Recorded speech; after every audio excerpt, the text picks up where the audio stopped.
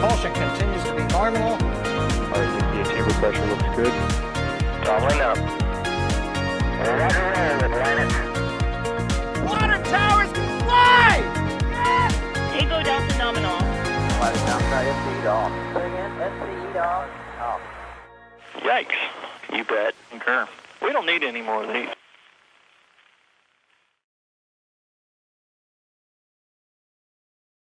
Hello, friends.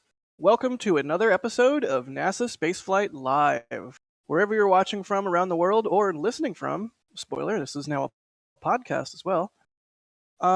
Welcome. We're doing a special Starbase episode, which of course means we will talk about Starship and Super Heavy quite a bit. Lot of interesting things going on at Starbase, but of course, as we do usually every week, we'll also be covering the space news of the last week.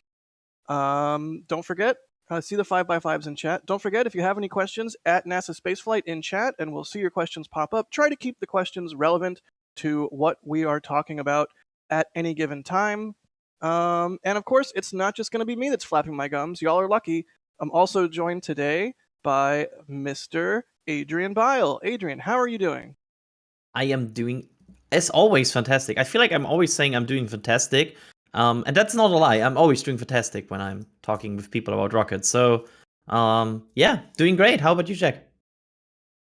I am sufficient. I burned some bacon, but I mostly made it correctly, so I have a nice pile of bacon next to me, and we're talking about rockets, so the combination of those two things means that I'm a happy guy. So thank you, Adrian, for joining us this week, and I'm also joined by Mr. Alejandro Alcantarilla. Oh god, I butchered it even worse than normal. Alex, how's it going? Alex? He's mad at me. No, I'm not mad at you. Well, I'm good. I'm kind of waiting for that 33-inch static fire test. Like a, I don't know, like desert needs a rain or something like that. I don't know how to explain it, but yes, I want that. Yeah, I can see that. You're And waiting for this 33-inch gee, static fire test of Booster 7 like the desert needs rain. Oh, the I'll take it, deserts. basically. I was at like putting and was like, why would you need rain for putting? Like, No, don't rain on the cake. yeah, Eat the okay, cake, no rain on rain. the desert. Okay, sorry. I am, Yeah, that's dessert. yeah, I always confuse them. All right, well, the Chaos team is in That full explains swing. things. You all know what you signed up for. Yep. Yep. Yeah, this is gonna be great. All right, so let's get right into it. How about with SpaceX launch recap? We had a couple Starlinks go up, did we not, Alex? Yeah, so first off, we had Starlink Group 26 from Vandenberg. That was the launch that we had. It was a very weird launch because there was no fog. it was from Vandenberg and there was no fog. That's actually not the case why it was weird. No, it was actually a very normal launch, but it had a ride share on board. So it was 49 satellites going to Shell 2. That's why it was Group 26.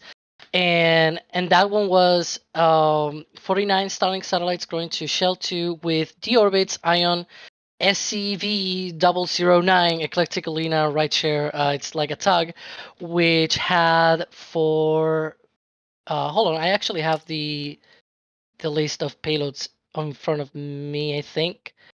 Yeah, so it had... Oh, crap. Yeah, Did you here lose we your go. list of payloads?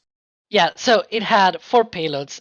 It's going to be a new computer for a CubeSat constellation, a drag sail to help deorbit the tug, then a set of aluminum capsules with ashes from like the remains of people, sort of like a space burial thing. And there was also a separation mechanism test as well on board. So it was just a normal Starlink mission, but it had the spicy thing of, hey, it's actually not alone, not just Starlinks. It also had that tug as well.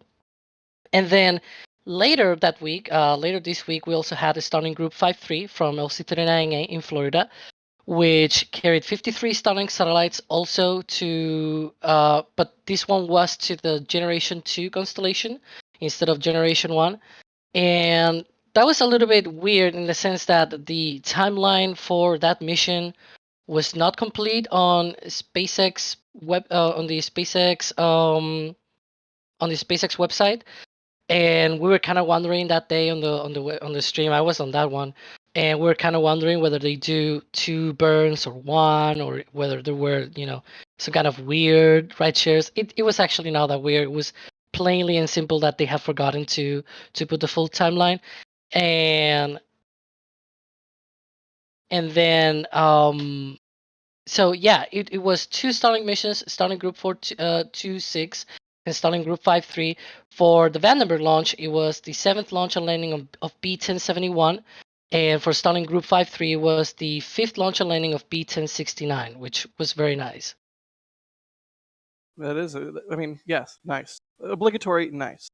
But it's crazy. I mean, we are just in the 2nd month of the year, starting out, and we've already seen so many Starlink launches. I think there will have been 3 or 4 from Vandenberg alone, just in the time that I've been here in Starbase, which is kind of wild. But yeah, SpaceX making good on its stated plans of launching 100 missions this year. So always good to see more internet satellites getting launched into space. Let's see if we have any questions in regards to Starlink launches. I suspect not, but you never know. People might have asked. I'm seeing a lot of Starship questions, which is good. Let's see here. No, I don't see any Starlink questions. Alrighty. Really quickly, thank you, Musical Wolves, so much for the support here. They're asking about static fire. They're saying, would it burn bacon if it replaced the concrete? I would venture yes. You want like medium heat over a long period of time, not insane heat over a short period of time. I feel like burnt bacon is kind of like a sensible topic here right now, right, Jack? Yeah, I burn bacon. I know. I'm me, and I burn bacon. But it was only 3 strips, and the oven here is tricky. Okay, so deal with it. Let's see. Jim Cavett, thank you for gifting a Red Team membership, and Nick Salve, thank you for gifting a Red Team membership. Oh, everyone's gifting memberships today. Thank you so much to y'all for helping other people discover the magical wonders of the membership program. And I do joke a little bit, but really the membership program is so key to helping us do what we do. The vagaries of the YouTube algorithm means that we could put a lot of time and work into a video and not get a lot of views on it. That's just kind of the way it goes sometimes. So definitely appreciate the members who are functioning as, I like to call them, the grout. It's not very glamorous, but it's the grout that goes in between the bricks of the videos and helps us sort of keep this building together. Does that? Yeah, sure. We're going to go with that. Nick Salve, thank you for gifting a Red Team membership, and Westy the Third also gifting a Red Team membership. Really appreciate that.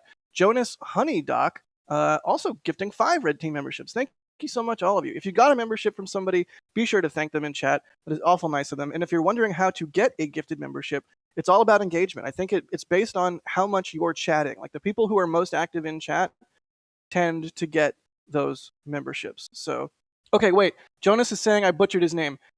Jonas or Jonas Hoydonk. Hoydunk?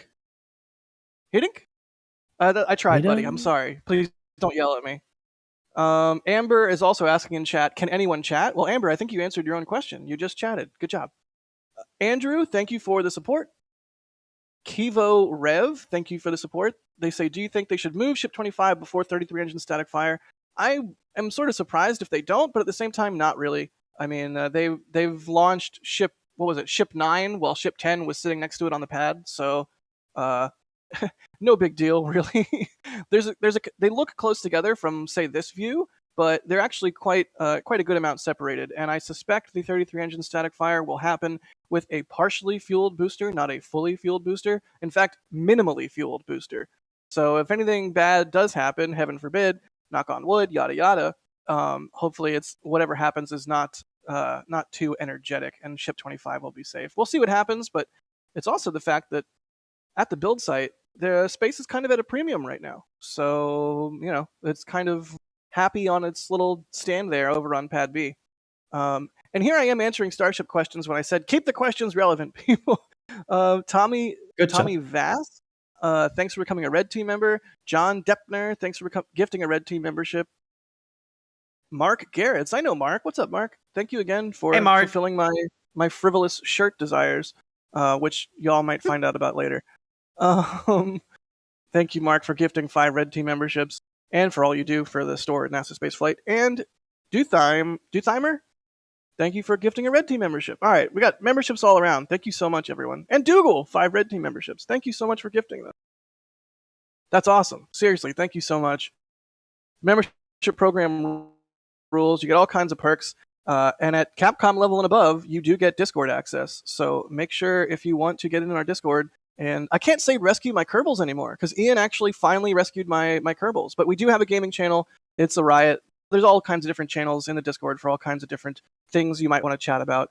And yeah, that's the membership program. I will stop talking your ear off about it. But seriously, thank you, everybody, for the support. We couldn't do what we do without y'all. All right. Moving on now to Centaur. Adrian, tell us about what ULA did with Centaur 5. Oh, sorry. I was prepared for. But yeah. We had lifting of Centaur 5 and mating on Vulcan, on the Vulcan interstage, which I think is very exciting because we are getting closer and closer to Vulcan being ready for flight. We will now see following this, the connection and check tests of this. The stack will roll out to the pad and then probably multiple tests. We don't really have a 100% good view of that, of wet dress rehearsals and then a flight readiness firing. And then one final rollback for the SRB integration and payload integration. And then it's Vulcan time. And I think that's very exciting.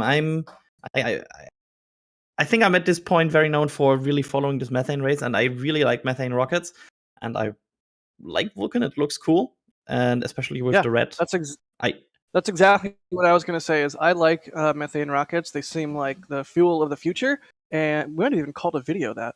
But yeah, methane seems to be a very prudent choice for rocket fuel, and Vulcan seems to be a very cool rocket. Not only a new rocket, but also new engines with the BE4. Yeah. But specifically, we're talking about Centaur 4 here, Centaur 5 here, which if you guys don't know what Centaur is, it's the upper stage of the Vulcan rocket. Centaur has a long heritage in spaceflight. That is why there is now a Centaur 5, because there's been many revisions over the years. It's a Hydrolox upper stage, powered by 2 RL-10s, and it's an extremely, extremely capable upper stage with a high amount of a large amount of energy that it can do very well at throwing payloads into. You can see it getting raised up right there. We're looking at a video of it getting raised into the vertical integration facility there. Go Centaur, go! Yeah, it feels like a really cool combination of engines. I feel like with the methane being more the fuel of the future right now, and the fuel really that is used a lot on first stages now of upcoming rocket concepts, and then the second stage being a hydrolox stage, which it's, I would say, classic for second stages. So yeah, it feels like a cool and very logical definitely. combination. It's a very, very logical way to build a rocket. I feel like how Vulcan is constructed. Yeah, it's logical is the word I would use. It's very like, we will do a traditional rocket design. We will incorporate all the modern advancements that we can, but we're not going to, throw a Hail Mary here and try and do something like fully and dramatically reusable, like say Starship. Although, if you guys don't know, ULA is trying eventually, perhaps, to do a thing with Vulcan known as smart reuse, which I find sort of an ironic name, where they will detach the engine section and have that re-enter and come back to Earth, so the engines can be reused, and they'll throw away the tankage, which seems kind of crazy. But also, we've been catching things from orbit since literally like the 1960s, with spy satellites chucking buckets of film back to Earth from space. So it's kind of a thing. I mean, famously, Rocket Lab is doing helicopter recovery with Electron first stages. So smart reuse kind of seems bonkers to me, but maybe it'll actually end up being, dare I say, smart. What are you going to say, Alex? And for what? Yeah, what I was going to say is that I believe Tori Bruno actually confirmed lately that they will not catch with a helicopter. They will be basically splashing down on the ocean, and it stays afloat for long enough that they can basically scoop it out of the ocean. Yeah, that seems a little bit safer. I mean, I don't know how heavy that engine section is going to be, but yeah, splashdown seems a little bit more conducive. And catching things with a helicopter, even though we've been doing it for many decades, is also kind of wild. I mean, helicopters themselves, it's like a helicopter does not want to fly. It desperately wants to crash into the ground. Yeah, I can also imagine that if you're going out already with a helicopter, you need to deploy marine assets because Yeah. like the engine section will be splashing down like maybe 2,000 kilometers downrange, maybe more. So it's a long ways away from the coast. You need a sort of support ship for that. Instead, you eliminate the middleman in the operation and just recover it from the ocean and save money on the helicopter, which makes a lot of sense if you think about it. Like that way, you can definitely. save money. And it's an inflatable heat shield what they're gonna use for the engines. So again, if you also think about that, it's probably gonna be floating in the ocean for a while, and maybe even keeping the engines, without any sort of like it. Yeah, the heat shield will get water, but maybe what's inside will not. So if you think about that, it's not really that bad in that sense. I do wonder how that will work because obviously saltwater and turbo machinery do not necessarily go together super well. But SpaceX, obviously no turbo machinery on a fairing, but SpaceX seems to have done quite well with reusing fairings that just splash into the water. So surely ULA is full of very smart people, and they will have thought of that. And Smart people. Wait. Hey, and we'll have to see how that goes. But smart reuse is not currently planned for like the debut of Vulcan. It's going to come later, but I do believe it is actively being worked on by you. We have 500 some bonus 500 bonus points, by the way, for the first person in chat who correctly says what SMART actually stands for. Oh my god. I don't know what it is. So yeah, somebody in chat, go for it. Let's see.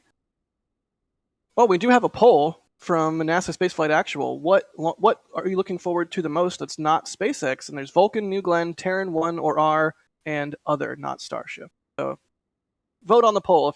Right now, Vulcan's way out front, but we're also talking about Vulcan. So let's see. Let's do some Vulcan questions. How about right off the bat? Noah Green says, "Leave it to a Vulcan to be logical." Har har. I get the reference. Reference acknowledged. Mr. X is asking, do we think Vulcan has the ability to beat Starship to orbit? With Starship in particular, it's very hard to sort of nail yourself down to a timeline. I know for example, we've all been waiting for this 33 engine static fire of Booster 7 for a long time now, and it's seemingly been a week away for the last month at least. And that's just sort of how it goes. Do I think Vulcan has a capability to beat Starship? Certainly. But I do think that some things with Starship are either going to have to go wrong, or there's some things that we just don't have visibility into that we're not taking into account. Because it certainly seems like Starship is, at this point, in front of the race, although maybe Vulcan is gaining on them. We're going to have to see the 33 engine static fire with the booster. They're going to have to not nuke the pad with that test, and or not destroy the booster or destroy there's a lot of things that could go wrong with that 33 engine static fire test, and then of course there's the regulatory side where the FAA has to grant them the ability to launch. So it could be that we get to a point where Starship is all ready and raring to go from the SpaceX side, and we're waiting on the regulatory side for approval, and then Vulcan manages to run through the finish line just ahead of Starship. But who knows? Now I'm betting on Starship. I think that there was a time when we talked a lot about SLS versus Starship, and we are now approaching a situation where suddenly SLS will have won the race by multiple months. Starship is kind of like this complex case where it is slipping until it's suddenly not. And I feel like that's the weird situation we are in right now, because we are kind of waiting for it to stop slipping. But it's still going on a bit, still delaying a bit by bit. And Vulcan is more like this slow and steady approach. It's like they do like step by step on, and they are getting closer and closer. And yeah, but I think we talked about it in a previous NS Live episode. If you asked me 1 year ago, has Vulcan a chance to beat Starship? I would have said, hell no, no chance. At this point, I'm at, well, maybe. And if you turn a 100% nod to maybe, you did something right? I would agree with that. It's very much a tortoise and the hare sort of situation, which immediately makes me wonder, Alex and Adrian, is there a cultural variant of tortoise and the hare in your nation or in your culture? Can you describe it for me? It's the tail of the tortoise and the hare. That also exists here, at least. Is it still tortoise and hare, or is it like some other animals? No, it's the same. It's a tail from I don't know who, but it's okay. I don't know. Adrian, It's like Adrian, Frankenstein. It's Frankenstein. Tortoise and the hare is everywhere. a fable where there's a rabbit and a turtle racing, and the rabbit goes super fast but takes a lot of breaks and is super cocky, and the turtle is slow and steady, and eventually the turtle wins the race because the rabbit's dumb. Basically, is Multi-Space Industries said it in chat. It's Aesop's fables. Okay. Yeah, cool. We have I think bunny and hedgehog here. What hedgehog? Yeah. Are hedgehogs slow? I think so. I think it's in Germany. I remember bunny and hedgehog right now. Oh, I love it. All right, let's stick to rockets. Sorry, this is the classic Jack gets to ask his own question thing here. Apollo is asking, is Vulcan going to take Starliner to orbit? Are they going to crew rate Vulcan? I think that's a good question. I think the last statement from Tori Bruno is they will if somebody, basically they said they will crew rate Vulcan if somebody paid for it. But it doesn't seem like it's right now fixed on planning. At least so far, I think we have no official statement that says, yeah, this is going to happen. So, yeah, cool. I think the answer is stay tuned. Classic, if you pay for it, we'll do it. And also when Boeing has been asked about that, they've been quite secretive, yeah, we'll be launching an Atlas V for X missions, and then we'll see. They really haven't committed to say, yes, we're launching a Vulcan next, and it's gonna be definitely Vulcan. That, strictly speaking, that hasn't happened. Got it. Let's see. Tony Jebson is asking, which rocket will win the methane rocket to orbit race? They're guessing Suki 2. Adrian, you're the resident expert here. What do you think is going to win? I know it's hard to pin things down, and we've even made an entire video on this, although at this point it is, that video was with the best information we had at the time, and it's been a couple months. So if you had to make that video again, what would you say is going to win the Methalox race to orbit, right as you can see it right now? Can I predict my logic? Go for it. I basically predicted that every single company will fail once if they never flown like a rocket before. That was my initial thought about this, because getting to space is hard and you have to learn a bit. So Zupi 2 kind of did that now, and they got close. They basically failed on the last few steps to orbit.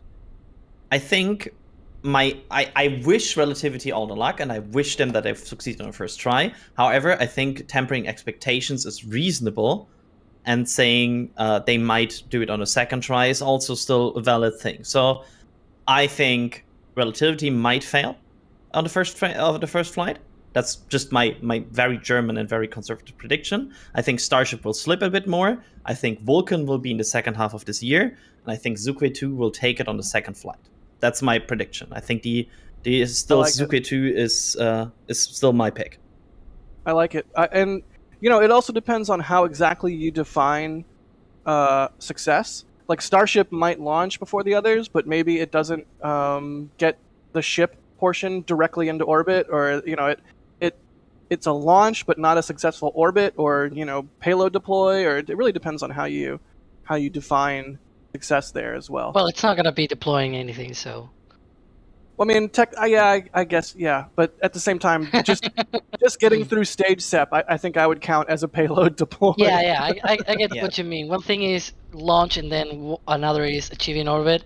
But just because you don't achieve orbit doesn't mean the launch was not successful.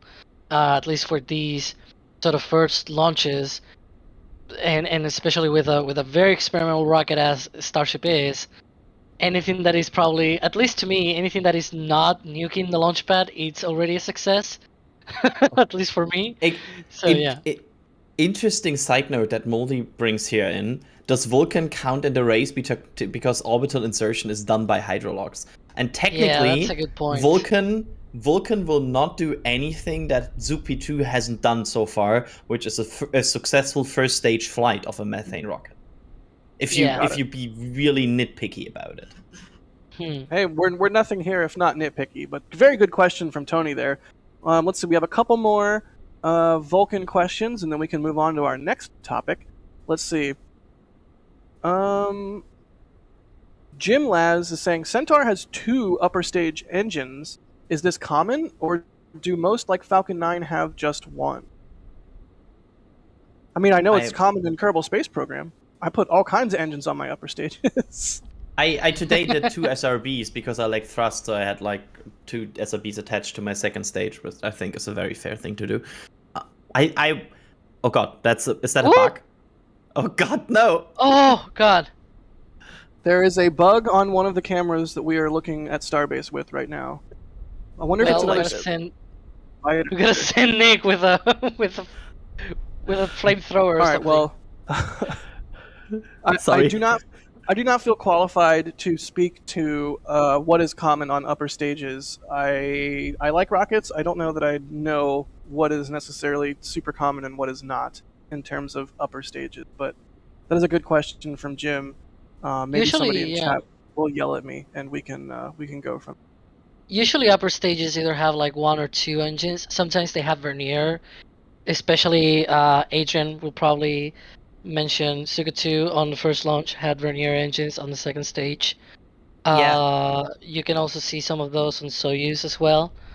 But usually it's like 1 or maybe 2 main engines, and then if anything, they might have like little engines for roll control, attitude control in general. But Centaur already has that in the form of RCS thrusters. So. Yeah, just a quick add here.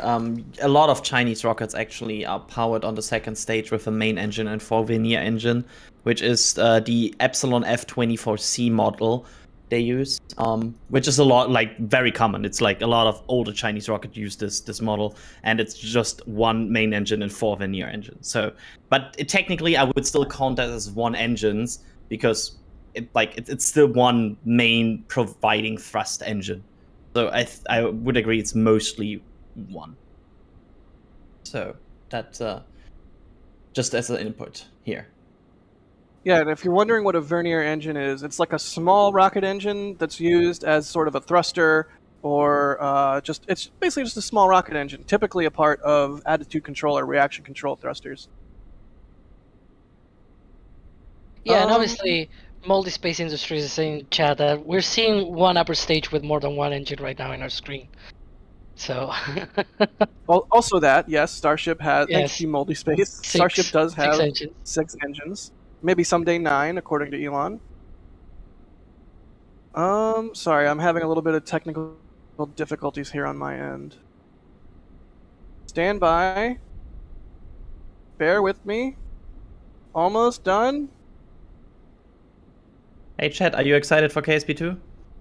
I'm just giving you time for. Oh boy. That was fantastic work. I am excited for KSP2, that's for sure. Okay, there we go.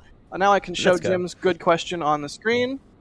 And then thank you, Jim, for the question. And I can, I think that's about it for Vulcan. Let's move on. Really quickly, though, I would like to say thank you so much, Adventures of Carl, for gifting 5 Red Team memberships. All kinds of memberships coming in on this stream. Thank you so much, everybody. I know I talk about it a lot. I know I say thank you for it a lot, but I just want to make sure you all understand how much we appreciate everybody coming in to support what we do.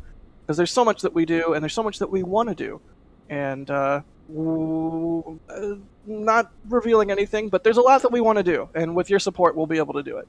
Capcom membership coming in from Rich. Thank you so much, Rich. Blake Alexander gifting 5 Red Team memberships. Thank you so much, Blake. So many gifted memberships on this stream. Gunfox gifting 10 Red Team memberships. Thank you so much. And Magnus Anderson becoming a Red Team member. Enjoy your membership perks, everybody. Westy the Third gifting another Red Team membership. Paul McFadden gifting 5. Moldy Space, thanks Moldy Space, gifting 1 Red Team membership. James Atkinson upgrading to Launch Director. Y'all are, wow, there's so many here. I'll try and get through these as quickly as I can, and I hope you do not interpret my expediency here with lack of thanks. I know you guys want to hear me talk about, and us, talk about space stuff and not memberships. But seriously, thank you, Paul McFadden, for gifting those 5 Red Team memberships. Thank you, Gray, for becoming a Red Team member. Paul McFadden upgrading to Launch Director. That's one of our higher levels of support, and you get your name at the end of the episode. So thank you so much for that. Paul McFadden gifting 5 more. Michael Maxey becoming a Red Team member. Jim Cavett gifting a Red Team membership. Holy cow, y'all. This is outstanding. Thank you so much. Billy Day, thanks for the support. They say no question. Thanks for all you do. Well, thanks for watching, Billy. And Westy the Third, thanks for the curly L's. And Scott. Scott got something from the store. They say, love the coverage. Did I miss a store banner pop up? Somebody merch pied Starship. There we go. Oh, you make them Love pop it. up now. Oh, I make them pop up. Love it. Yeah, All right, have well, the there power. you go. If you guys don't know, we do have the merch store. That's another way to support what we do, and you get something cool in return for your support, because obviously you're buying merch. And the most fun thing is you can now have your order be accompanied by a message that we can show on screen. You don't have to do that. You can just not put a message in and remain anonymous. That's also possible. But yeah, we can do these membership banners now on stream. So thank you so much for grabbing that mug and supporting what we do. All right. Yep, there's the merch store. And there's a little text box where you can put your message. Let's see here. Moving right along, shall we, to our next topic, which is Russia. They launched a Proton M. They launched some weather satellites or is it a weather satellite or satellites? I should know this. Singular. I think it was 2. It was singular? Okay, it was a single weather satellite Yeah, like for Russia. Launched on a Proton M. It went to geostationary orbit. Here we have some video of that launch. I personally love Proton M. I think it is, and that's strictly from like a photographer's standpoint. Anytime I see like an engine shot of a Proton M, it's just so utterly gorgeous. So definitely enjoy that happened. And you can see that launch here playing along. In the middle of a blizzard kind of thing. Classic Russia. This is also another one of those rockets that has one main engine on the upper stage with vernier engines. Nice. Just FYI, like that's nice. I feel like we were talking about it before. I feel like Proton M is like carrying the torch of like Delta 3 with the multi boosters attached to it. It's like it's carrying the torch. Those are not boosters. Yeah, I know, but yeah, Just in case. we could paint it blue. I don't think I've ever Hmm. heard Adrian so dejected. He's like, yeah, I know. I just wanted to bring Delta into this. As you do. I understand. Yes. Edward Brown is asking, does the shop ship to the UK? Yes, it does, and it actually ships from a place in Europe, so you don't have to pay crazy overseas shipping, I believe. And then also, we're getting a lot of questions, why no face cameras today? Like, oh, where did that go? Where did it go? Mr. X is asking why we're not doing face cameras today. Typically, we have our faces on stream for NSF Live. Today, for operational reasons, we do not. And it's a special Starbase episode, so we're focusing on Starbase with none of our faces to muck things up. Okay, let's move on to our next topic, which is Astra. The space company has completed a full mission duty cycle firing of Rocket 4 first stage engine. Famously, Astra is switching from Rocket 3, which they have had some issues with, shall I put it delicately, over to a new vehicle, which they're calling Rocket 4. And they've completed a full mission duty cycle firing. Adrian, tell us what that is and what they did. I believe as we watch full this mission. video. I feel like full mission duty cycle firing, some other companies just call full duration test or something like that, because it's I think it just means, hey, we fired this for as long as it should fire during a normal mission, which every space company sometimes calls a bit different. But yeah, it's cool to see. It's one of their engines they will use for Rocket 4. It's not this one specifically, but like this type of engine. They will use 2 of that on the first stage. The full test was 175 seconds. It will run on RP1 and the liquid oxygen, and will provide each engine about 178 kilonewton of thrust. Which, it's good to see them making progress. Of course, I think we can call the whole process with Rocket 3 a learning experience of the company, and also, I mean, if you end a rocket this early, you're probably not happy with how it went. So yeah, it's good to see them kicking into gear again on their way to Rocket 4, and I hope they fix some of the rocks they had on their way for Rocket 3, and make their way to a successful flights of Rocket 4. What we're also, looking I think at this here rocket looks cool. It's an engine test stand, and this camera is just shaking to heck and back. It is just right next to the rocket plume and just getting absolutely ravaged by this firing, and it looks really cool. My question is, based on what we're looking at here, you can see the plume from the rocket engine, and you can see that sort of other non-rockety plume underneath it. Do you think that's turbo machinery exhaust, or do you think that's like water deluge to help protect the pad? I think that should. That's a good question. That is Alex? water. That is I water. would say water, right? Yeah. Yeah, I guess based on it splashing around on the bottom there, that kind of does. Yeah, it looks like water. Okay. I like when I get to ask my own questions. Forgive me. So, the advantage of being a host, right? You can just ask your own questions. Secretly, that's the only reason I host, is because I get to ask my own questions. But yeah, that is what Astra is up to. Each engine provides 40,000 pound feet. Is that what that is? Of thrust, and it's powered by kerosene and LOX. So that is super cool to see, and always, rooting for new space companies to come on. And we like Starship here. We like all rockets here, but dare I say, more rockets, more better. So definitely good luck to Astra in all that they hope to do with Rocket 4. Technically, it's not super cool to see. It's actually super hot. Stop it. Nope. Yeah, and here we can see a diagram of Rocket 4 on screen. It looks very similar to Rocket 3 in design, but obviously is a whole new architecture here. Ian Donnelly in chat saying it's water straight from a fire hydrant. Okay, thank you, Ian, for that. Ian, do you like pineapple? I feel like I am contractually obligated to ask, based on Ian having that screen name. Let's see here. Thomas Hayden is asking, does the green flame during shutdown seem like an issue, or where did that go? Sorry, the panel is giving me a heck of a time today. Or is that an expected part of it? I think green on shutdown isn't necessarily the worst thing. More like green while you're firing an engine is probably bad, as we've seen with Raptor sort of eating itself as it goes. Ian says yes, they like pineapple.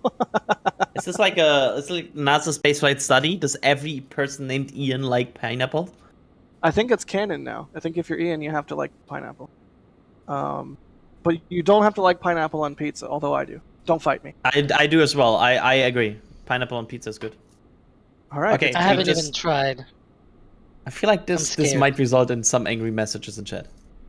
Oh, I deliberately threw that brick through the window there. I haven't even tried that. Let's see, John Deppner, thank you so much. Let's see, John, thank you. They're saying, are 3 Raptor sea level plus 3 Raptor vacs overkill for Starship to get to low Earth orbit, or is Starship just that massive? No, it's not overkill. The more energy you can put into your upper stage, the faster, the less you're going to lose to gravity losses. So that is part of the reason why, at least, Elon has teased moving Starship to an architecture that has 3 additional engines on the upper stage for a total of 9. Although we haven't seen anything that is seems like makes that on the horizon anytime soon. But it was something that Elon tweeted at one point, which, depending on how you feel, may or may not be worth paying attention. How many Aaron? engines, Jack? 9 engines. Thank you. Thank you for that. Have you even seen Ferris Bueller's Day Off? I don't even know where it was coming from, but I'm well versed in basically. So you're referencing the reference. You're not referencing the movie. I don't know Yes. how I feel about that, but I still appreciate the setup. Thank you. You set him up, I'll knock him down. Aaron Pickering, thanks for becoming a launch director. Very much appreciate that. Once again, launch directors and flight engineers, those are the 2 highest levels of support for our membership program, and you get your name at the end of the episode of NASA Spaceflight Live. Okay, y'all in our back channel are gonna have to stop distracting me. First, there was an argument about pineapple. Then now we're doing Ferris Bueller gifs. I focus, Jack. Focus. But this is like the calmest the back channel has ever been since a few streams. Like, we had worse. That's fair. It gets pretty wild sometimes. We've had way worse. Hey, at least there's no mouth sounds. Timbo, thank you for becoming a Red Team member. Cursed Pain, thank you for the support. They say, hey Jack, your boss says that if I donate a pack of bacon, you have to start leaking future plans. So here you go. Also, thanks for your help with Sophia. Oh, no problem, man. I get a lot of DMs, asking me where do I go to see this rocket, or where do I go to do this or see that, and I can't always answer all of them, but I do try to be helpful because we're all here because we want people to be excited about spaceflight and related topics. So if I can help someone see something that makes them happy and it gets them excited, I'm definitely happy to help. Rankley, thanks for gifting a Red Team membership. Kevin, thank you, saying methane race, SpaceX Starship, let's go. With a store purchase. What did they get from the store? Let's see if it pops up. Oh, they got a hoodie. Nice, the Falcon Heavy hoodie. Thank you so much, Kevin, for the support there, and we hope you enjoy the hoodie. I'm told by Adrian and others that those hoodies are quite nice.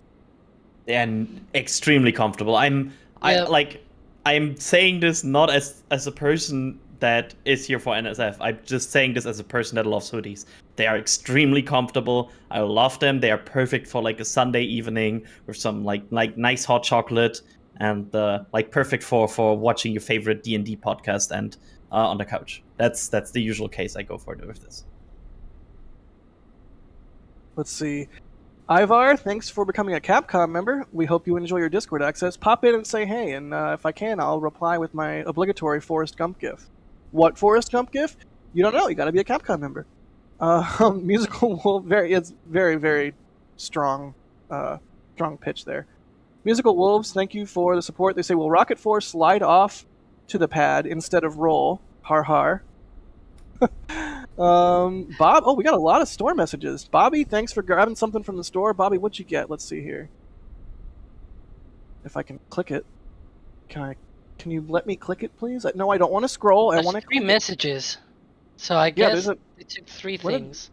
They got a shirt. They got the Starship assembly shirt. I love that one. That's like a collaboration we did with Raphael. Thank you so much for that one. They say, glad to support NASA Spaceflight. Thank you so much, Bobby. I was going to say, dang it, Bobby, but no, you did good. I can't do my King of the Hill references here. With a full stack t-shirt, that one's awesome. And what's the last one that Bobby picked up? Oh, launch entry and landing. Yeah, that one's awesome too. Thank you so much, Bobby. We hope you enjoy the shirts. I am wearing an NSF shirt right now.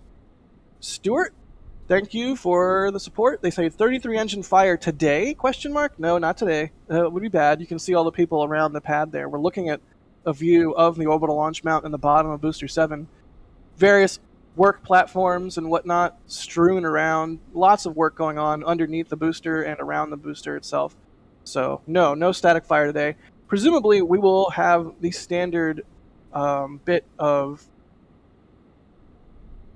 I guess, intel, we should say, or like one of the indicators we have of static fire being imminent or planned for a specific day, which is, of course, Mary, Boca Chica gal, who lives there in the village next to Starbase in Boca Chica Village. We'll get an overpressure notice, and we will be able to know, hey, they're planning on doing a static fire today because Mary got that overpressure notice. No notices have gone out. Although the entire week this week is filled with road closures, so we'll have to just sort of wait and see what happens there. The Green Bean, thanks for the support. They say, will NASA fit DARPA's new nuclear engine to Starship if successful, and would it be a module attached to the standard ship or a hard-fixed bespoke engine ship? I mean, the announcement of that whole thing and the development of it is super cool. DARPA is really good at sort of future, like distant or near distant future technologies. So I don't think that would be anything anytime soon, although we will have to see how all that goes. I feel like at the point you're putting an engine on a vehicle, you want the vehicle to be designed sort of in tandem with use of that engine, and you wouldn't just sort of slap one on and go from there. So I'm just gonna say no. But it's certainly fun to imagine. I think Jessica? there will never be. I think there will never be a nuclear engine, even if they get to a point where they are useful and interesting for upper stages. I think it will never be a upper stage that lands, because that brings a whole lot of different challenges. Yeah, that's pretty sketchy. But maybe like a vehicle that just exists in space, like a tug of some kind or what have you. I could see that, absolutely. Jessica, thanks for grabbing a metal print from the store. They got one of Nick's metal prints there. The metal prints rule. They don't need a frame.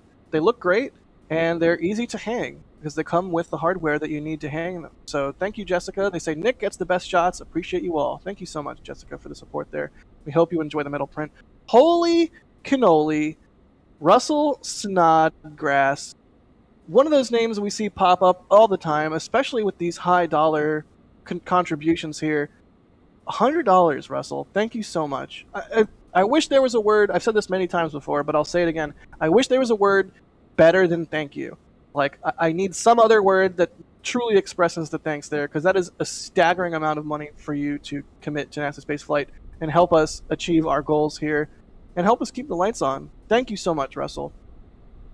They say, will Michael Beyer have his absolutely freaking awesome tracking software ready for the Starbase robots and the first launch of Starship? His tracking has made watching the Falcon 9 launches more enjoyable. I do not want to speak for Michael, but I think logic dictates that part of the reason he has been expending so much time and effort on this tracking software is indeed because, to be ready for Starship's orbital flight.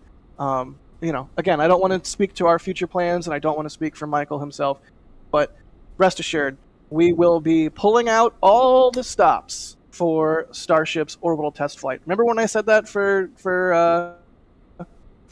Artemis? I said we were pulling out all the stops. There are no stops. There's no stops. We've pulled them all out. Well, we're in the process of pulling them all out. But seriously, Russell, thank you so much for the support. Let's see here. What is our next topic, or do we have any questions? Do you guys see any questions you want to hit before we move on?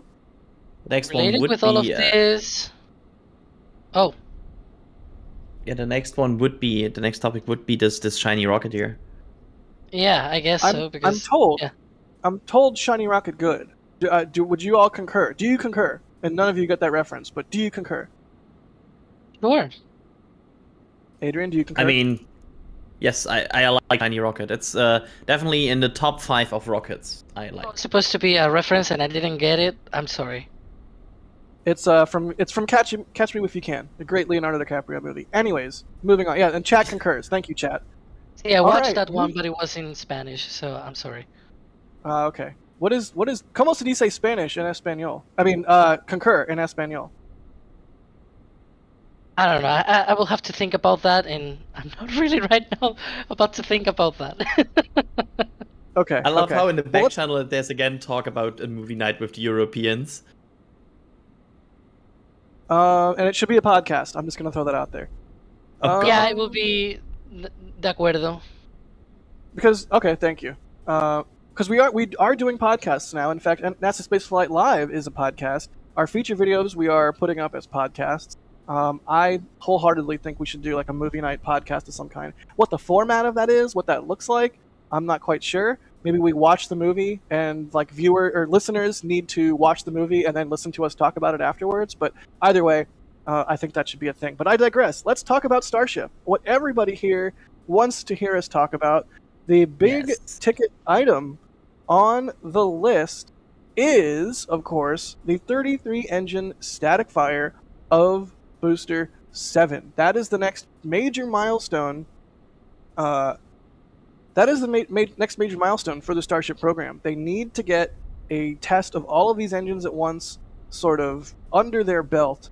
And let's see. I mean, does somebody want to sort of discuss what that entails, Adrian? I mean, while I look for some questions here related to 33-engine static. Oh yeah, we can talk about what it means. So it would basically mean firing the most powerful rocket booster of all time with all engines on it simultaneously. So below booster 7, which you can see on your screen right now on the left side, is installed are 33, my god, I can do numbers, 33 Raptor engines. This would be the first time they are fired all at the same time, which would produce a thrust about I think about 75 meganewton, if I recall correctly. That's insane. And it would basically be about 30-ish meganewtons more than SLS, if I recall. Like, don't quote me completely on these numbers. These are rough, but they are in about the same ballpark. So yeah, this would basically dwarf any other record every rocket has ever had about thrust. This is completely insane in terms of thrust, and we are probably just a few days away from that. Like, I know we are always talking sometimes about like milestone in the future, but no, this is kind of the next thing on the road. The next thing on the road is firing the most powerful rocket booster of all time. Indeed, it's going to be very exciting. And to that end, we have a poll in chat. 33-engine static fire test one option is will be a success. One option is will work but pad damage, and one option is oof. And currently, will work but pad damage is in the lead at 60%. So vote on the poll if you would like to.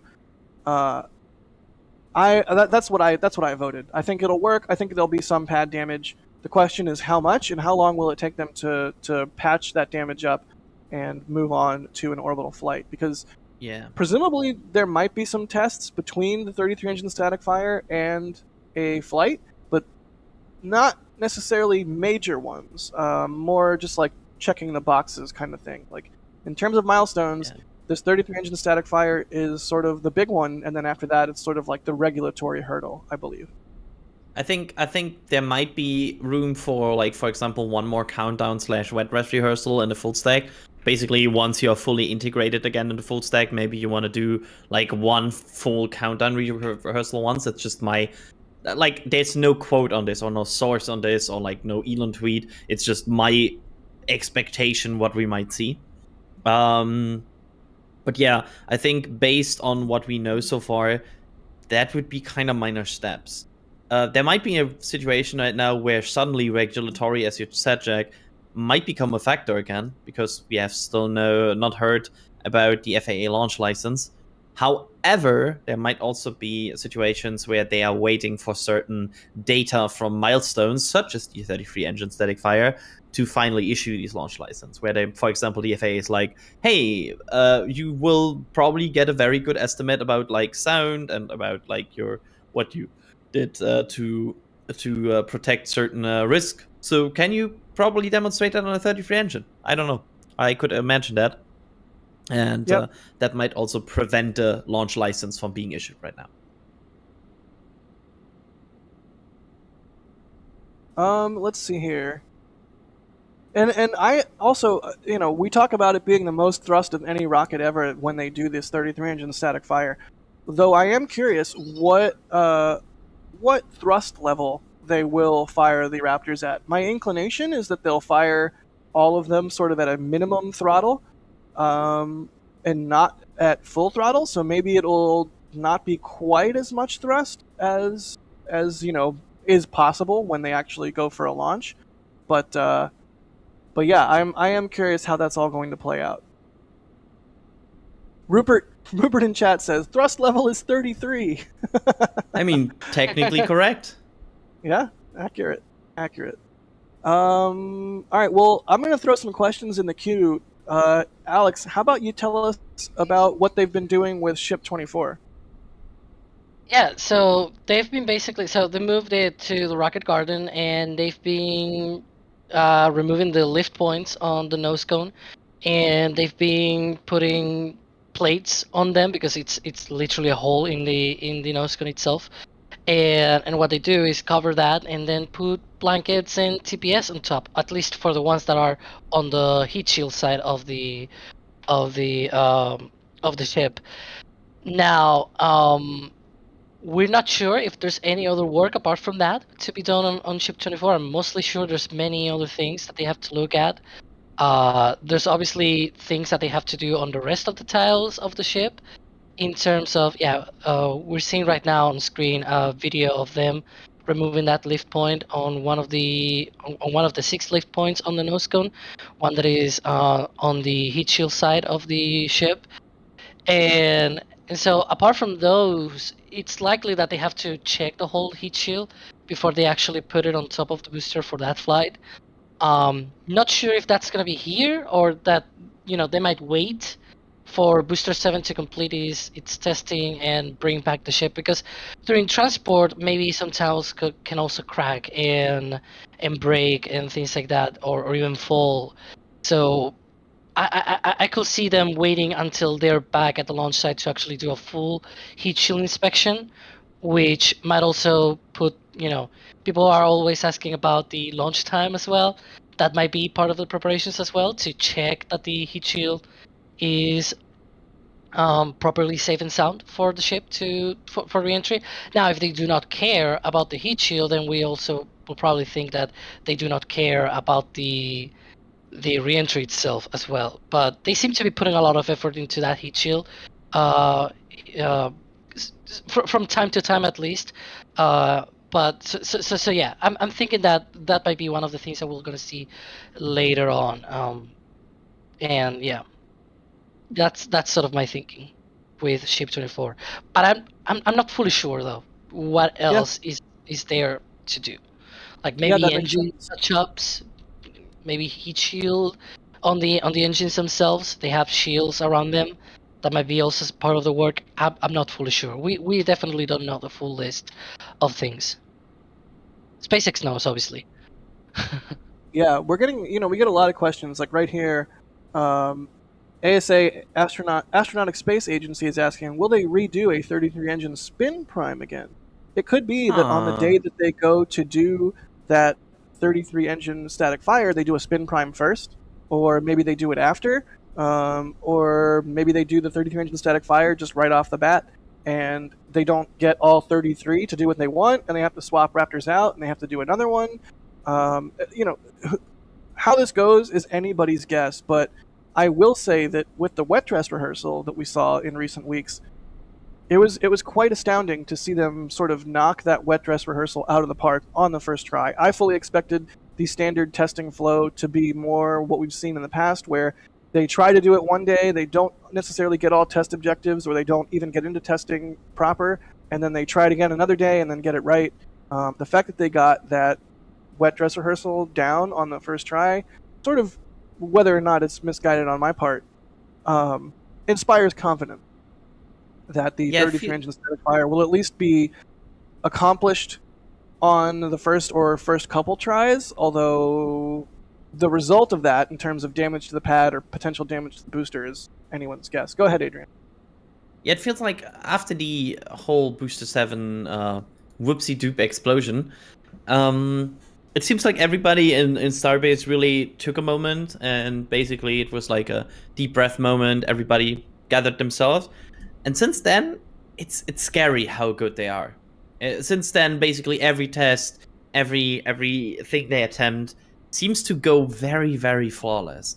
We kind of talked about it on stream before, where we were surprised after tests how clean and how smooth this went.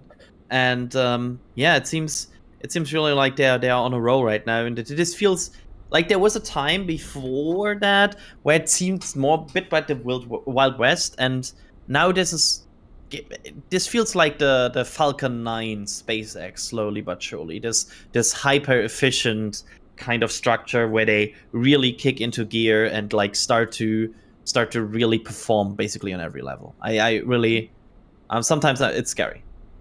I will add an asterisk though, because there were tests that they did and went well in the sense of there were no explosions, but still, as the poll on YouTube says, 33 engine static fire test, one of the options is it will work, but there will be pad damage, and that's actually what we saw on some of these static fires in the past, where they had pad damage, not like huge pad damage, but like concrete and things like that. Now, it is true that they have changed the concrete and all of that, so that could be a thing that it might not happen with a 33 engine static fire test, but who knows, right? I guess that is something that we will have to see once it actually happens, if it's enough, and they're probably gonna also want to watch out for that 33 engine static fire test. I'm thinking also another asterisk I will say was that one of the engines on, I think it was the 3 engine static fire test, did not ignite. There was a 3 engine static fire test, I think it was in August, where one of them did not ignite. We saw the engine spinning up and trying to get full power and things like, but it didn't. It shut down. And they have changed multiple Raptors as well. So the asterisk here is that yes, there haven't been booms, right? But there's been pad damage. The vehicle has seen multiple Raptors changed. So and it's likely to be related both with the testing, what they have found, and with whatever data they might have gathered. So yeah, it's good. There's no explosions, but it's also not a smooth road, I will say. It's probably more like 50-50 in that sense, or like, yes, good test with an asterisk. Yeah, I'm super curious to see how it's gonna go. I think we all are.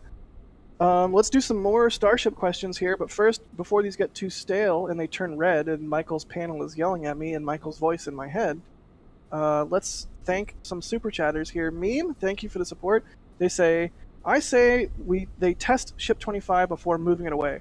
It is kind of curious that they haven't done anything with Ship 25. I mean, they've worked on it a little bit here and there, but it certainly seems like their focus right now, and you can see 25 right there sitting on Pad B. It certainly seems like their focus right now is not testing Ship 25, and then it was moved to the launch site for storage as much as anything else, and to make room at the build site. But your preference there, Meme, is noted. Tony, getting some merch. Thank you so much, Tony. What did they get? They say, love the merch. Thank you. Adrian and the store team, Pauline and Mark, they put a lot of work into the merch, and we've got some great stuff. So be sure to check out the store if you haven't. They got a hoodie. And what else did they get? Let's see here. They got a print. They got one of Nick's wet dress rehearsal prints. Love it. The metal prints rule. Anonymous also getting a hoodie and saying, Adrian sold me on the hoodie. Yeah, I mean, we're still in the cold times, as I like to call it. We're not fully into summer yet. So I love wearing a hoodie. I'm famous for wearing an orange hoodie constantly. So definitely get your hoodies while you can and while they're wearable. Alan, thank you for the support. They say, love me some stickers. Thank you, Alan, for grabbing the stickers from the store. Very cool. Thank you for all the support, everybody. And Eakin, what did Eakin get? They say, thanks for the great coverage. Curious what you all think about Stoke Space and the interview Tim Dodd released. I'm going to be honest, I have not been able to watch that interview yet, but I think Stoke Space is an extremely interesting company, and they're doing some very interesting stuff. They're going for full reusability right off the bat with their first vehicle, and full reusability, airliner-like operations is, of course, how we become a spacefaring society, and I fully support that, and I think Stoke is doing some extremely interesting things, and I'm very, very excited to see what they do in the coming weeks and months and years. And I cannot wait to watch that video from Tim, because Tim's videos like that, where he goes to a company and does an interview with them, is always just chock full of information. So yeah, I remember the Firefly one was a really good one. Yeah, and of I, course, the Elon interviews have always been very quality. So shout out to friend of the channel, Tim. Thanks for doing great work, and I'm super excited to watch that video. Go ahead, Adrian. I just watched it this morning, and I can highly recommend it. It's the perfect combination of knowledge and excitement. I love it. Love it. Musical Wolves, thanks for the support. They say 33 engines static fire require earlier water deluge. Okay, so this is a question we're getting a lot. And it's a question I think we all sort of have, right? We just saw on Friday a whole bunch of equipment from Kennedy Space Center transported and arriving to Brownsville and Boca Chica on a barge. And a bunch of that equipment that they transported was water deluge equipment that was previously designed for the old Starship pad at 39A. There was an older design of the Starship pad. That's what this equipment is from. And they have updated the design, and they no longer wanted this equipment at Kennedy Space Center, so they moved it over to Brownsville. Yeah, and everyone's laughing about the barge because it looks like a little rubber ducky in a bathtub just sloshing around. This is my footage that we're looking at here, and I can confirm the wind that morning was ferocious, and those tugs were fighting valiantly against the wind. And you can even see it's getting blown towards the jetty here. The whole entire thing went diagonal in the ship channel. And then they powered up their engines even more, like black smoke coming from the exhaust stacks on the vehicles. But because the wind did that, the whole barge angled towards me, and I kind of got this cool shot here of it going by. Like, it would have just gone by, perpendicular to the camera, but instead, thanks to the wind, we got that kind of a cool shot there. Although for a moment I was sort of like, it's a little bit too close. It's a little bit too close. Is that Brownsville drifting? I wanna have running in the 90s below it. Like I want a footage of it drifting and like running in the 90s. Is that? I don't get the reference. For once, I don't get a reference. What? Okay, let's move on. Okay, moving on. Musical Wolves, thank you for the support there, asking about the water deluge. Let's go around the horn. Do we think that they will install the deluge before static fire, after static fire, or before or after orbital flight? What do we think? Alex, go first. What was the question again? When did they install that deluge system? Before. Well, one thing is install, and another thing is use.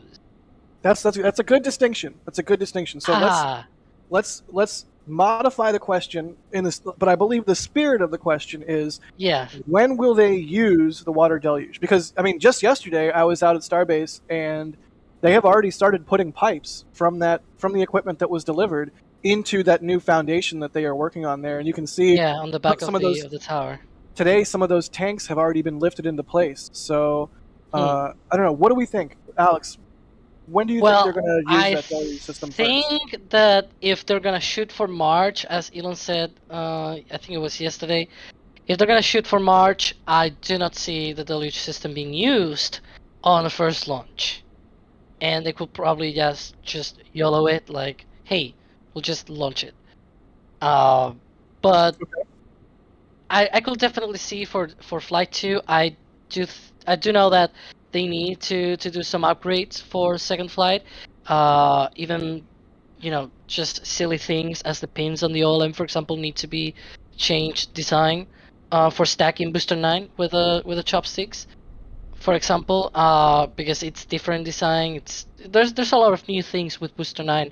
And so that also includes changes to some of the pad structures and things like that, some of the stuff on the pad in general.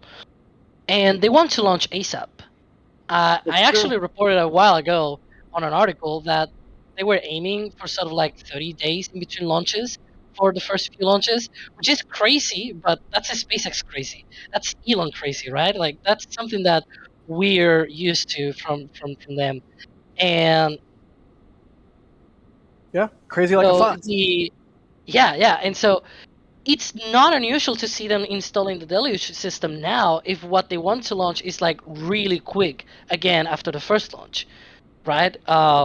If we see them launching on March, even Elon was saying we'll have two full stacks when we're ready for launch, right? Yeah, 25 and 9 are going to be waiting in the wings. So exactly. they will be able to, at least hopefully from a hardware perspective, launch rapidly after the first one, presuming they don't nuke a whole bunch of things. Adrian, what do you think?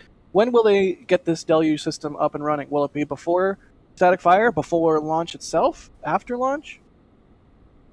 I feel like this is multi questions, which has huge potential to embarrass us as a commentator. I just want to point that out. Good question. I think if you had asked me 2 days ago, I would have said for the second launch. Based on what I've seen in the last 48 hours and how fast they approach this, I think they might do it for the first launch. That's so. I just think it might move to the first launch and might be used for the first launch because I also see some delays coming. Like, I know Elon tweeted, if Remain's tests go well, we will attempt a Starship launch next month.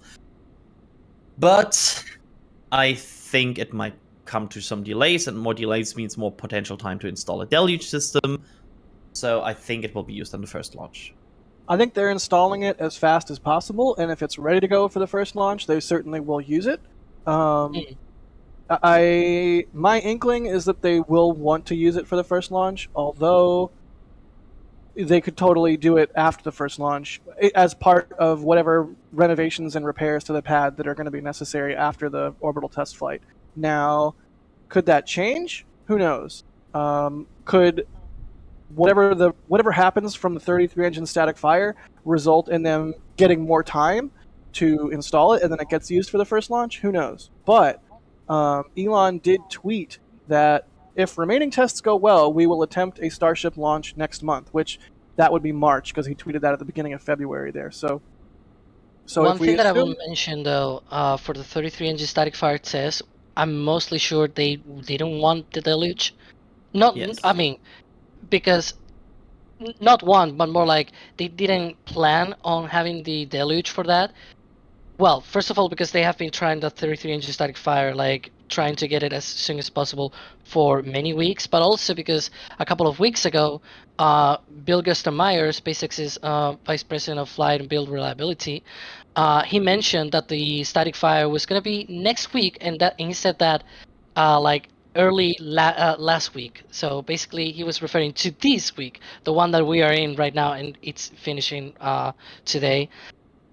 So yeah, they were already tracking that static fire already for this week when the deluge parts arrived like 2 days ago.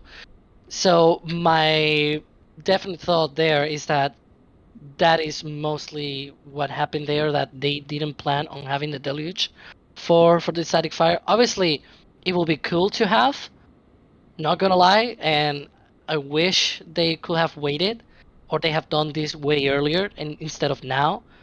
But that's how it looks like. Yeah, Also, I mean, that makes sense. Go ahead, Adrian.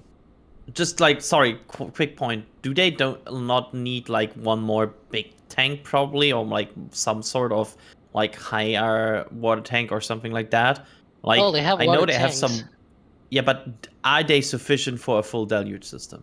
Okay, Because I think what might be the situation is that they might not have enough, because the water they have right now was probably only for supporting the Fire X, and I could see a situation where they don't have enough water. Yeah, but if you think about it, the deluge, the water that they have stored right now in the big vertical tanks at the launch site, so those big vertical tanks at the launch site can hold about the same amount of water that it is used for SLS deluge. So yeah, I mean, I feel like they have enough tank capacity. Yeah. The only difference is that the Fire X just doesn't use that volume of water. The difference is that, they don't use it. They don't use all of that water at the same time. It's just like a mist. Okay, there's a couple different things here we should hit on. One, the Fire X system that we've seen them test already, like we saw them test it during the wet dress rehearsal, that is separate from water deluge. Exactly. Yep. Another thing we should mention is that when we've seen them do static fires, Patrick, roll 212. When we've seen them do static fires with the booster, and indeed with the ship, although to a lesser extent, there has been a massive, massive dust cloud. So, just from a photography and video standpoint, I certainly hope that the deluge is active before the first launch, because that would presumably cut down on the amount of dust that is kicked up. Patrick, we don't have 212? Where's 212? There we go. You can see insane amounts of dust from the static fire tests that sort of obscure. Like, if there is no water deluge, and if we get a similar amount of dust for these first, for the first orbital test flight, the view that we will have is ignition, a massive dust cloud, and then the entire vehicle sort of rising out of the dust cloud around the top of the tower. Like, if you can imagine that. So I really hope that the deluge system, and there you can see the FireX system we were talking about, that is separate from a deluge system. So if they have that water deluge system active and we get less dust on the orbital test flight, I will be a happy guy, just from a photography standpoint. But also from a, hopefully they can then reuse the pad and not nuke the concrete quite as much side of things as well. But yeah, I will say it certainly seems like they are installing that whole system at breakneck pace, and I would not be shocked if it's active for the orbital test flight. I certainly hope it is, but we'll have to sort of wait and see. All right, the things are getting red and yelling at me here, so thank you, Musical Wolves, for the good question there. We got a lot of questions from a lot of people about the deluge system, so I did want to hit on that a little bit. Crumb Penguin, thank you so much for the support. Not Heisenbear, thank you for the support. They say, % chance the take farm blows up with static fire. I'm going to say 20%, and that is way too high. 40%. Whoa! All right, Alex, give us a percentage. Me. Yeah. Chance No, of the the other tank Alex. farm blowing up with a static fire. Oh boy. You're only I don't allowed to think say a it- number. Say a number. I don't think it's Number. gonna That's blow not up. a number. I'm not So hearing then a number. 0%, 0%. All right, thank you. Oh, Moving God. on. Jack, you Doc- made me do that. on Dr. stream. M, thank you. I tried to make the answer short, and you still made it long because you're Alex. Dr. M, thank you for the support. They say 2 strap-on solid rocket boosters, painted orange, call it SLS. I found an old book from 2012 with a concept called Falcon X Heavy, not Falcon Heavy. Interesting. Zip P, thank you for the support there. They say Starship will drill a hole down to China and will be able to weld or wave to each other. Mr. Morgan, thank you for the support. They say answer 42 question. I'm going to say the answer to that is not life, the universe, and everything. The answer is, or the question is, or the answer is how many engines will be on the system when it's complete? And there's 9 on Starship because 33 plus 9, 40. Wait, is that 41? I'm math good. Ali DeMarcy, wow, thank you for gifting 50 Red Team memberships. Ali, that's another one of those names we see pop up a lot. So thank you so much for that huge amount of support there. Gifting 50 people in chat Red Team memberships. If you got one from Ali, be sure to thank him. That is very, very kind of you. Jim grabbed a mug from the store and says, love the mugs. Adrian, do we have bigger mugs in the works? I know we've gotten questions about that in the past. Not to spoil anything, but... So, we saw the requests, and there's also some people on the Discord, and stay tuned. Okay, thank you for that. We always Douglas? want to make sure that the products we release are also good. So, yeah. Absolutely. And we do listen to feedback. Douglas, thank you for the support. They say, Team Bacon Wrangler, thanks to everyone for the great coverage. Much love. Thank you so much, Douglas. What did you get from the store? Let's see. They got the Raptor Wrangler shirt. Okay, the Bacon Wrangler comment makes sense. Thank you so much. And finally here, Drew, thank you for the support. They say, wouldn't the deluge coming up from the hexagonal pipe around the OLM at Launch Complex 39A just be pushed away by the exhaust? Or do you think they'll install nozzles to protect the pad under the orbital launch mount? Well, the thing is when you're going to launch and you start up the deluge, you start it before the engines ignite, and so there is a large amount of water sort of sitting around, ready to be in the way and able to absorb some of that energy from launch. I think I think that's though like the whole thing about pressure and everything though is an interesting question about this, because usually what a lot of launch pads do is to store the water in a high place like a water tower, so you can use gravity to pump it basically into your deluge, which will be harder here. Yeah, that makes sense. Yeah, but it also I will point out though the storage, like the actual long-term storage of that water is usually elsewhere on tanks that are ground level, and then it is pumped up the tower while it is in countdown. And that is sort of what they do at LC-39A for Falcon 9. You can actually see when they're close to T0, you can see sometimes that tower, that water tower, starts to spit out water, and people laugh about that because it looks like something else.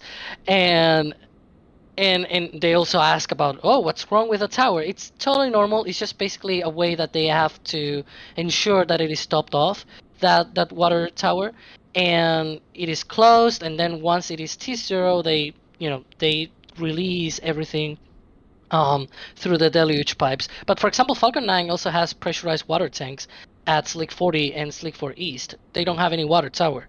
They just use pressurized water tanks, which is what I think might be related with those 4 tanks that they have installed already at the new.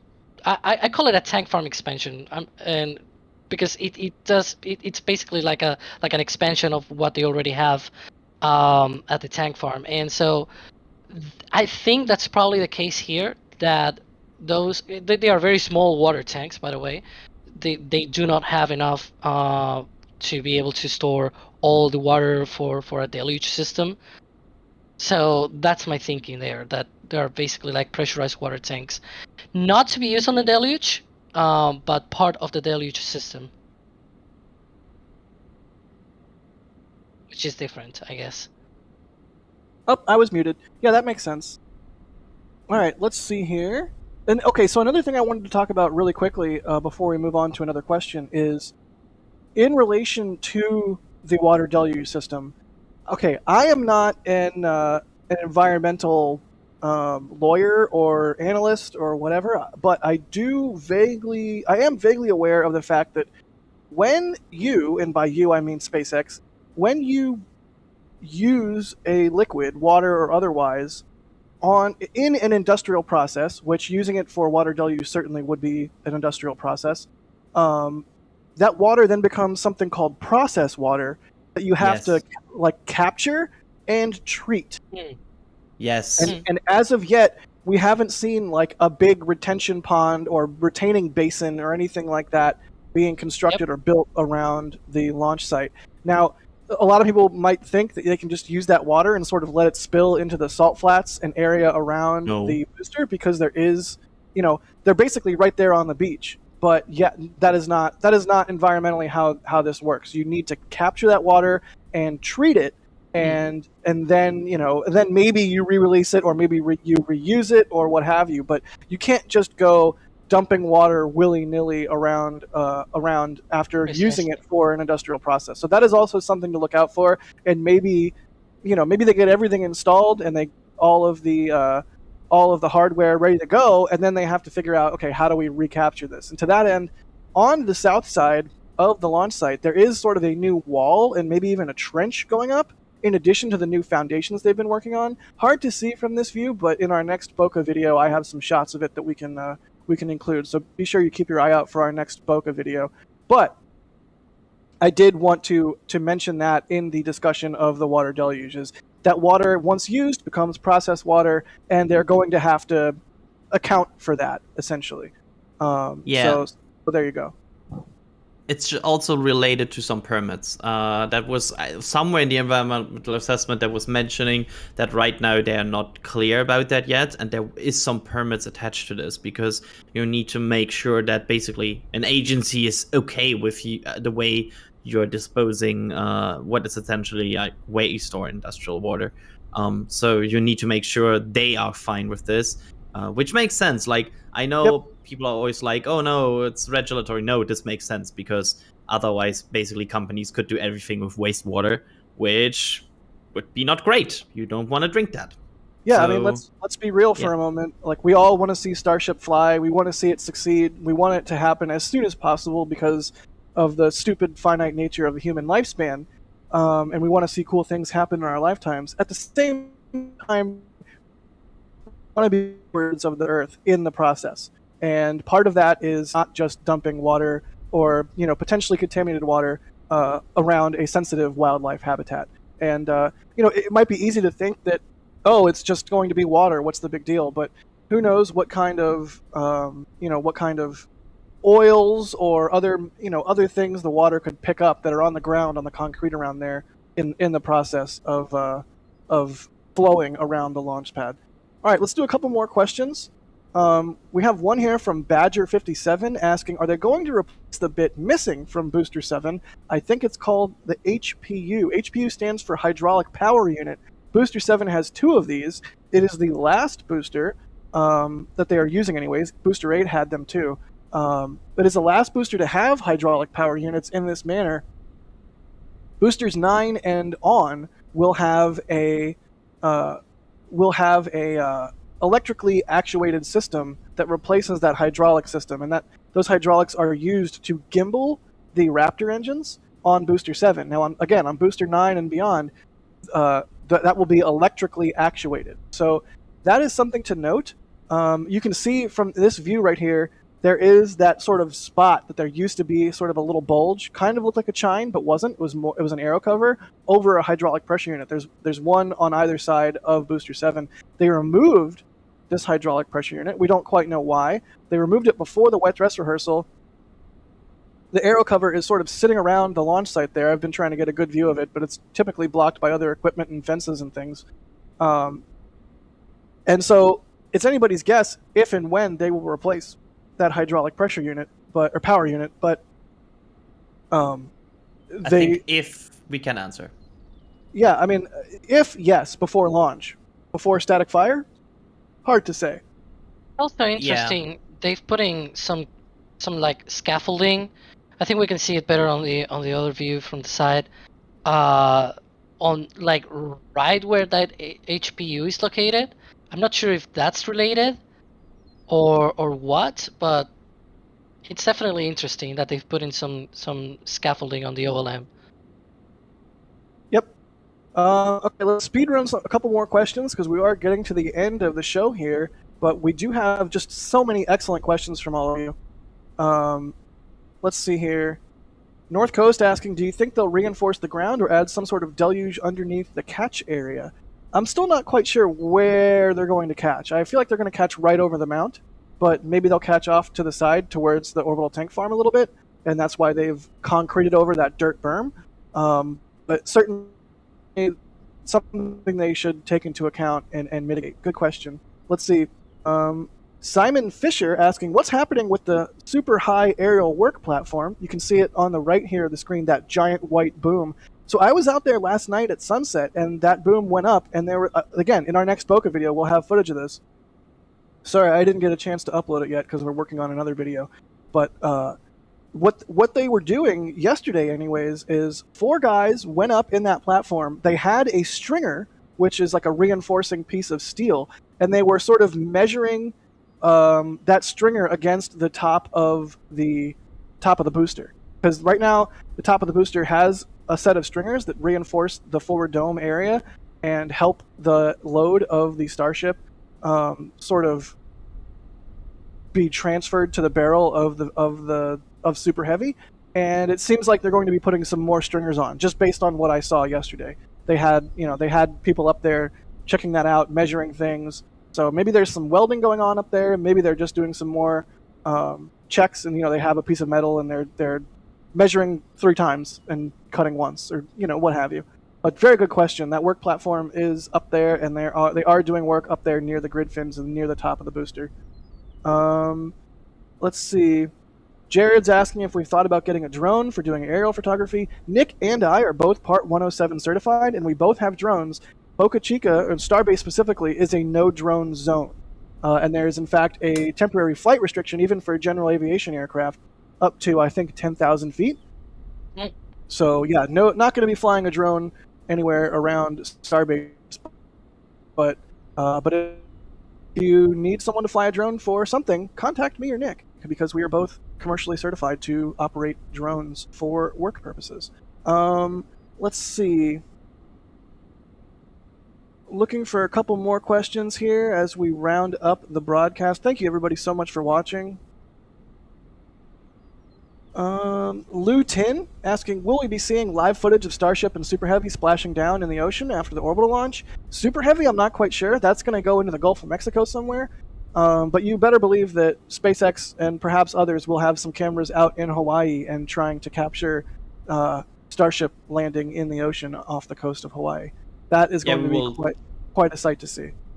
We will draw straws at NSF and somebody gets like a small boat and a camera kit and it's like, okay, you paddle now to Hawaii.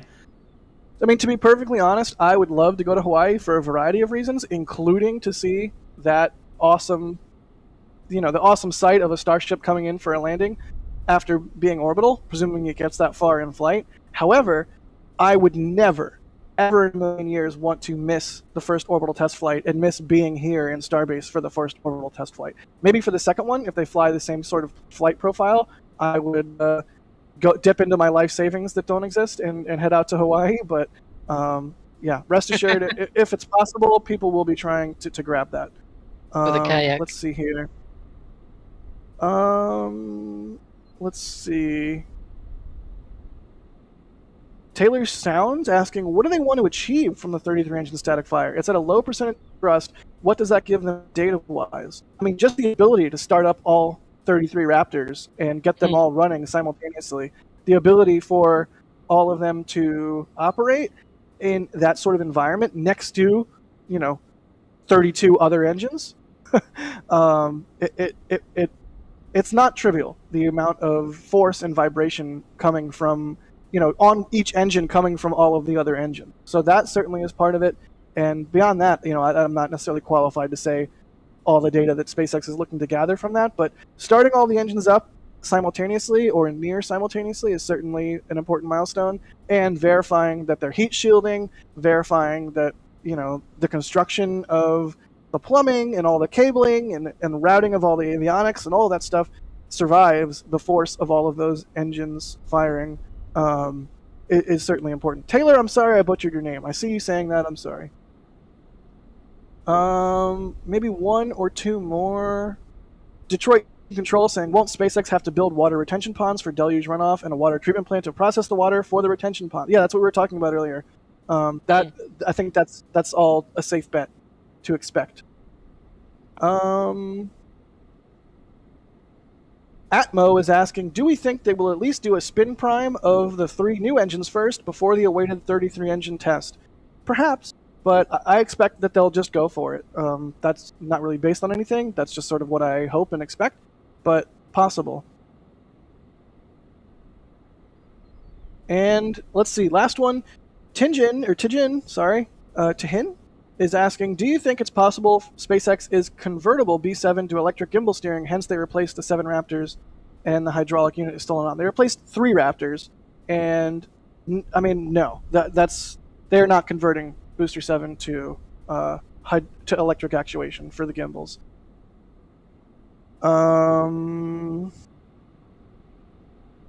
Really quickly, Yehuda, thanks so much for the support. When are we expecting static? I think we all sort of said this week, but it's sort of been a week off for quite a while now, so we'll have to wait and see. There appears to be a lot of work continuing on the booster itself and on the orbital launch mount and around the pad. So who knows? But there are a lot of closures this week. Those closures could be canceled like a bunch of the previous ones, and then new closures made for the week after. Who knows? But right now we are all hoping and waiting for it to happen this upcoming week. Malcolm, thanks for grabbing something from the store. They say, thanks for all you do. Greetings from Columbus, Ohio. Greetings, Malcolm. Thank you for grabbing a hoodie. Love it. John Deppner, thanks for the support. They say, all the protection put around the legs of the orbital launch mount, what's protection for the chopsticks and cables? That's a very, very good question. That might be one of those things that they need to work on after the first orbital flight, or maybe perhaps even beforehand. Well, are they going to be close to the engines? Define close. Oh well, the chopstick cables, like at launch, I will expect the chopsticks to be way up, right? Okay, so we saw So them we're- during the wet dress rehearsal open up and move down a little bit. So that is, that is a position I expect them to be in for launch. At the same time, it's 33 Raptor engines. It's the most thrust ever produced by a rocket. And so even if they're in the most benign possible position, they're still going to be subjected to some amount of force, and I suspect a significant amount of force and heat from a launch. So we'll have to sort of wait and see what happens there. Perhaps they've already designed in whatever they needed to design in terms of robustness, and perhaps there will be some changes coming to the chopsticks in terms of shielding and the cables themselves. Who knows? Well, that's absolutely a very good question and something we'll have to keep our eyes open for. Secret Orb, thanks for the support. They say there's been a lot of speculation about the extra launch tower segments in Florida and where they could go. Any indication they could go on an oil rig? Not necessarily. I suspect the oil rigs will have a similar but slightly different tower arrangement. I don't think the tower segments that they're building in Florida right now, the extra ones, are going to an oil rig, but never say never. Who knows, really? Do either of you have any thoughts on the extra tower segments in a very brief manner? I still go with my assumption that I think the fact that they built them there means that they probably have some use there. I do not think they would build them there if they would need them somewhere else, because they can produce these basically everywhere. I mean, we just saw them barge stuff to Boca Chica, as we talked about earlier. So I could see them barging the tower segments to Boca Chica for a second tower, although a second tower in Starbase is not currently anywhere near close to happening. So I don't expect it to be for Starbase. At the same time, I wouldn't put it past them to transport them around. Alex, in 30 seconds or less, what do you think? C49. All right, LC49. I like that. That's a smart money. Drew Narcissus, thank you so much, Drew, for the support. They say maybe you can get a secondhand spy balloon to put a camera above Boca Chica. That's hilarious. Very topical. And finally, Mr. with a store purchase saying, love you guys. Thanks for the great coverage of all the news. Keep an eye out of Stoke. Looking good. Yeah, you better believe we'll keep our eyes on Stoke. We're all so excited to see what they end up doing. And, of course, Mr. got a hoodie. We sold a lot of hoodies on this one. And once again, if you guys don't know, shop.nasaspaceflight.com is where we sell our merch. It's yet another way you can support what we do. We super appreciate it. There's all kinds of cool things on there, from mugs to towels. Are the flip-flops still on there? I don't think the flip-flops are still on there. But all kinds of cool stuff in the merch store, including metal prints, which we are very proud of because they look great, they are easy to hang, and they don't need a frame. That's always my pitch for those because, I have a significant number of prints and whatnot that I've gotten of my own work and of other people's work that are sort of just rolled up in a tube in my closet because it's like, okay, someday I'll go and get these framed and I'll hang them.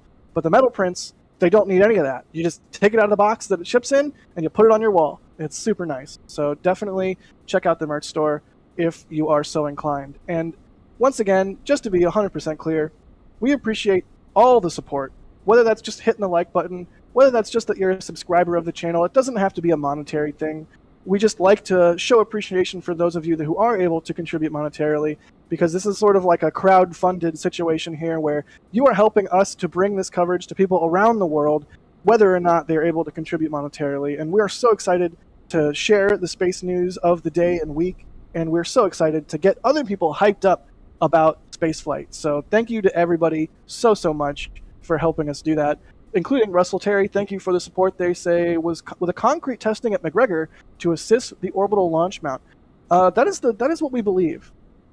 If you missed that, we did have a video about McGregor recently, where that's SpaceX's engine testing site, and they have erected a sort of a concrete target in front of one of the Raptor test stands, and it looks like that is what that is for, is to test, what is the effect of Raptor exhaust on concrete, and perhaps they'll test, various formulations of concrete and things of that nature. So, good question there from Russell Terry. All right, well, does anyone have any parting thoughts before I thank our flight engineers and launch directors? No.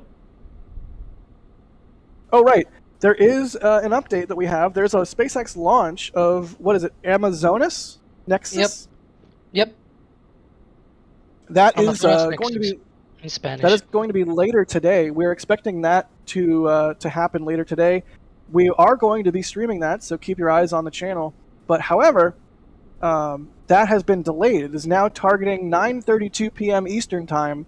So they've sort of pushed that launch. I believe it's weather issues is what's going on there. So they're looking for a hole in the weather, and we will be keeping our eyes on that. And should they go for a launch attempt, we will be streaming that. So stay tuned later today if you want more NASA Spaceflight live stream goodness. But for this week, NASA Spaceflight Live is going to wrap up. Thank you so much to our flight engineers and our launch directors. Once again, those are the two higher levels of support for the channel. The number of names each week on these lists grows and grows, and we appreciate it so much, because indeed, they are a significant amount of monthly support, and dare I say, once again, we could not do what we do without you guys, especially the launch engineers, launch directors, and flight engineers. Thank you so much to all of you for your significant contributions to the channel. We appreciate it. We really absolutely do. All right. I think we will call it a week. Thank you everybody for watching. Adrian, thanks for joining us on this stream.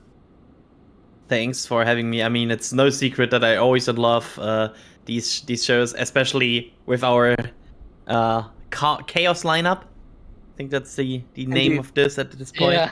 So, Surprisingly small amount of chaos on this one. yeah, I feel like we made everybody proud, because usually when people discover, oh no, it's Jack, Alex, and Arian again, they're like, oh no, this will be chaos. But this was surprisingly calm.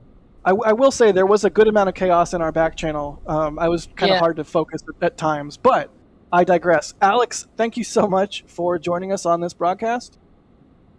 Yeah, it's been quite a good show today. Yes, indeed. Thank you so much. And once again, thanks for everybody for watching. We will catch you next week, and also maybe later today for a Falcon 9 launch. But next week for the next NASA Spaceflight Live episode. With that, be excellent to each other. We'll see you next time.